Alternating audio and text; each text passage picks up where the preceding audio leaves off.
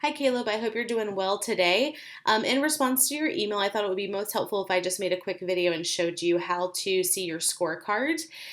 First and foremost, we do have your scripts right here. The specific script is the one that we use anytime the customer is calling in about a specific vehicle, so a vehicle that has a stock number or VIN number attached to it. The generic script is the one that we use when the customer is just interested in a vehicle in general. So that's where we want to ask 3 to 5 qualifying questions to narrow down a specific criteria. Now, you guys have in custom scripts, and they're located up here. They're not too different than our Phone Ninja script. There's just a little bit of change with some of the techniques and the verbiage, but everything is scored the exact same. It's just some of the verbiage that your dealership prefers is a little bit different. So these are the scripts that you're going to use. You can print them off directly from the website, or you can just have them saved to your desktop if you're at your computer often. And then also all the videos that explain, and I can tell you've actually watched all the videos, so great job. All the videos are housed here for those certifications that explain why we say what we say when we say it. Now, your question was about finding out how you're being scored. So these are all of your calls from the month of July. And so this is your dashboard, but if you click on the link next to each call, this is actually the page that's linked to every email. So when I coach a call and you get the email, there's a link there. And when you click on the link, this is the same thing that's going to pop up. And you get we have we have the comments here. Your audio is here. Of course, wait to the very end to get the coaching code and type it in here and click submit. But if you want to see how you're actually being scored, just click on this score sheet up here. And this is actually going to show you everything that you're being scored on. And so while the script is really important, that there's specific techniques that are definitely important. And so that's what's going to be reflected here. So you can actually, as you're listening to calls, pull up a different web browser, go to the same page, and you can actually just kind of follow along with your scorecard. So with the greeting, these are all the elements that I want to hear in the greeting. This was a call about a specific stock number and a vehicle with a specific stock number. So this is where we want to say something nice about the vehicle. We want to generate the buzz and urgency around the vehicle, and we want to take some time to inquire about other vehicles. When obtaining the customer's contact information, remember we want to tell the customer that it's going to take us 10 minutes to check on the availability. Use the correct technique when asking for the customer's phone number. So we want to say, are you calling from your home, work, or cell? And that number is.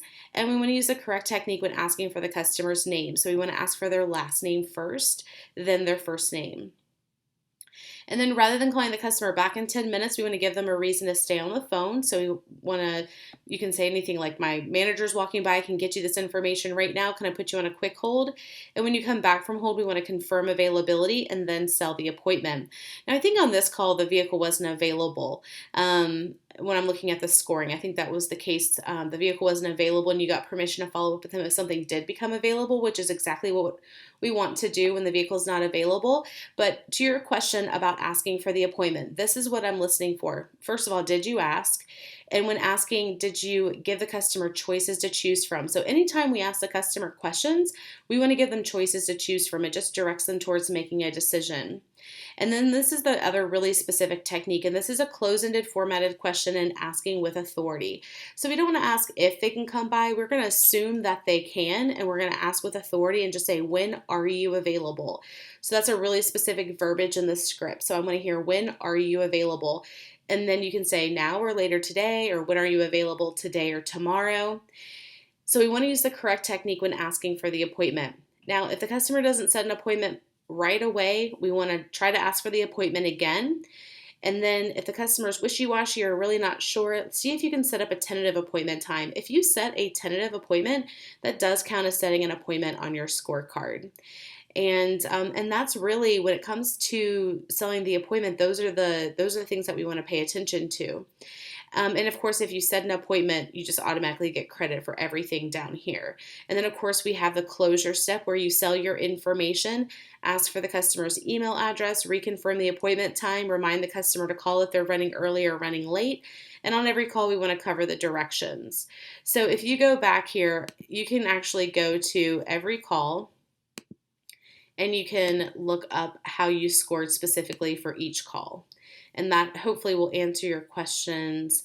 And if you do have any more questions, please feel free to email me or call me. I'm more than happy to help out or answer any other questions that you have.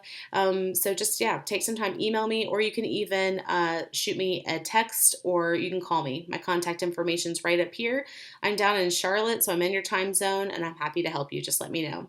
And I hope you enjoy the rest of your day.